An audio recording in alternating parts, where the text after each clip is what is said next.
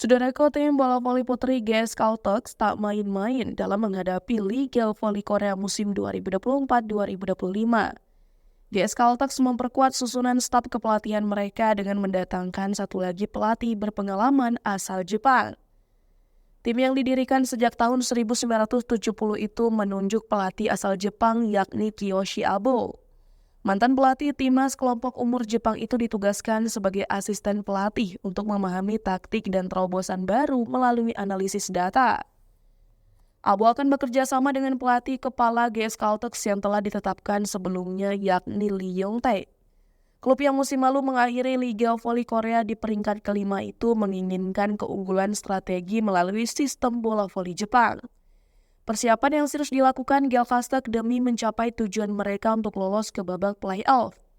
Pasalnya, klub yang pernah menjadi juara Liga Korea 9 kali itu secara beruntun belum pernah lagi lolos ke babak playoff dalam 2 musim terakhir.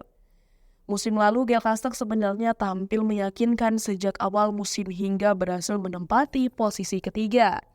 Akan tetapi, posisi mereka diambil oleh Daejeon Jungwon Changrespak pada 2 putaran terakhir Liga Voli Korea 2023-2024. Galvastek juga gagal memangkas jarak poin dengan Ritspang menjadi 3 angka sehingga gagal memaksakan babak semi playoff.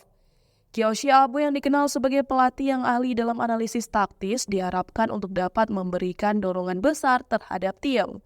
Musim lalu dia menjabat sebagai asisten pelatih tim bola voli putra Korea Selatan Ulsan Oka Financial Group Akman yang keluar sebagai runner-up.